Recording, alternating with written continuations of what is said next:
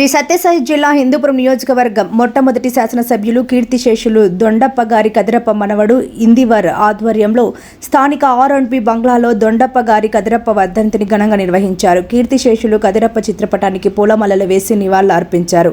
వక్తలు మరియు ఆయన మనవడు ఇందివర్ ఆయన చేసిన సేవలు గురించి కొనియాడారు. ప్రముఖ స్వాతంత్ర సమర యోధుడు బ్రిటిష్ అరాచకాలను ఎదుర్కొని అనేక పోరాటాలలో పాల్గొన్న ఘనత దొండప్ప గారి కదిరప్పదే. వర్ధంతి సందర్భంగా ఆయన సేవలకు గుర్తింపుగా హిందూపురంలో ఆయన విగ్రహాన్ని ఏర్పాటు చేయాలని తెలిపారు.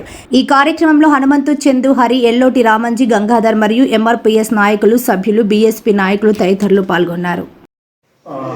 కీర్తిశేషులు గౌరవనీయులైన దొండప్ప గారి కదిరప్ప గారి 54వ వర్ధంతి కార్యక్రమాన్ని వాళ్ళ వంశ వారసుడైనటువంటి ఇందివరి గారు ఈరోజు అందరి సమక్షంలో ఈ గెస్ట్ హౌస్ నుండి జరుపుకున్నందుకు చాలా సంతోషం. మరి ఆయన యొక్క జీవితంలోని కొన్ని పోరాటాలని నేను ఈ సభామూలకంగా వివరించదలుచుకున్నాను.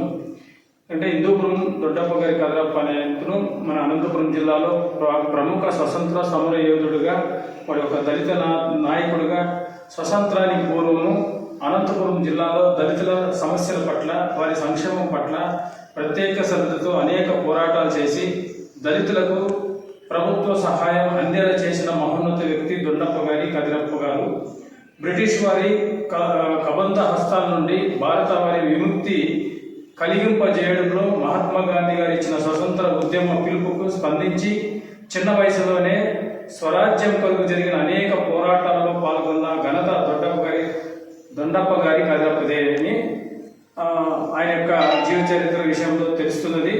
1915లో కలప వ్యాపారస్తుల సంఘం సభ్యునిగా బ్రిటిష్ అరాచకాలను ఎదుర్కొని వ్యాపారస్తుల పక్షం వహించి వారి న్యాయపరమైన కోరికలను ప్రభుత్వం ఆమోదింపచేసేలా చేశాడు మన దొండప్ప గారి కదిరప్ప గారు. లేబర్ యూనియన్ సొసైటీ అధ్యక్షునిగా 1924లో కార్మిక పాఠశాల పర్యవేక్షణగా ప్రభుత్వంచే నియమించబడి కార్మిక వర్గాల అభ్యున్నతికి ఎనలేని కృషి చేశారు. 1925లో 1935 వరకు హిందూపురం పురపాలక అభివృద్ధికి విశేష సేవలు అందించారు మన కదిరప్ప గారు. అదే రకంగా గాంధీ గారు చేపట్టిన వ్యక్తి సత్యాగ్రహం, హరిజన ఉద్యమం, అనంతపురం జిల్లా నుండి పాల్గొన్న మొదటి దళిత నాయకుడు మన దొండప్ప గారి కదిరప్ప గారే. అదే రకంగా 1940-1942 వరకు వేలూరు, తిరువనంతపురం జైల్లో కారాగారం అనుభవించారు.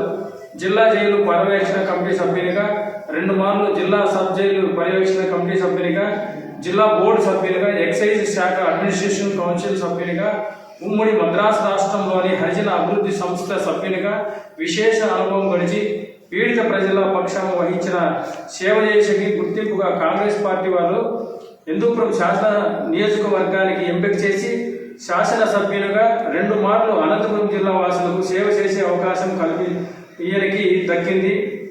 శాసనసభ్యులుగా ఉమ్మడి మద్రాసు రాష్ట్రంలో వివిధ శాసన కమిటీల్లో సభ్యులుగా బలిహీన వర్గాల, పీడిత వర్గాల అభ్యున్నతికి అడవిలకు కృషి చేసిన దొండప్ప గారి కదిరప్ప గారు చిరస్మరణీయులు.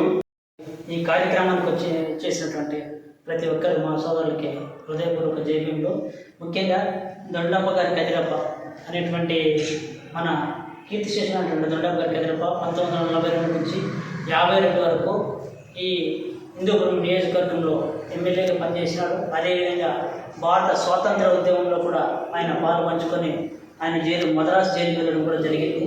ఈ స్వతంత్రంలో కూడా ఆయన జైలు జీవితాన్ని అనుభవించినటువంటి వ్యక్తి. భారతదేశం బ్రిటిష్ వారు కబంధ హస్తాల నుంచి విడిపించడానికి తన వంతు పోరాటం చేసినటువంటి వ్యక్తిగా ఆయన చరిత్రలో నిలిచిపోయినాడు. కాబట్టి ఇలాంటి వాళ్ళని మనం స్ఫూర్తిగా తీసుకొని మనం అలాంటి వాళ్ళ బాటలు నడిచి ఇంకా కొంచెం మనం ముందుకెళ్ళవలసినటువంటి ఆవశ్యకత మనకి ఎంతైనా ఉంది. అదేవిధంగా ఆయన యొక్క వంశీయుడిగా, ఆయన యొక్క మనవుడిగా మా ఇందివర్ భయ్య ఈ కార్యక్రమాలని ఇంకా ఆయన ఉన్నంత వరకు కొనసాగించి ఆయన యొక్క పేరుని చిరస్మరణీయంగా ఉంచేటట్టుగా చూడాలని సందర్భంగా తెలియజేస్తూ, అలాగే మొట్టమొదటి ఎమ్మెల్యే కాబట్టి విగ్రహ ఏర్పాటు చేసినట్లుగా వాళ్ళ కుటుంబీకులు, మన ప్రజా సంఘాలతో కలిసి కూడా మాట్లాడి ఏర్పాటు చేసేటువంటి కార్యక్రమాలు తీసుకోవాలని కూడా ఈ సందర్భంగా తెలియజేస్తున్నాను. ఈ అవకాశం ఇచ్చిన ప్రతి ఒక్కరికి మరోసారి గౌరవనీయులు హిందూపురం మొదటి శాసనసభ్యులు,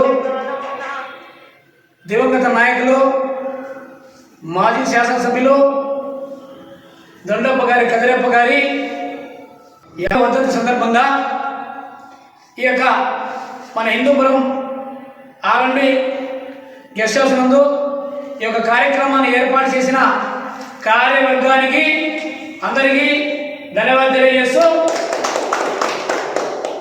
మరి దొండప్ప గారి కదిరప్ప గారు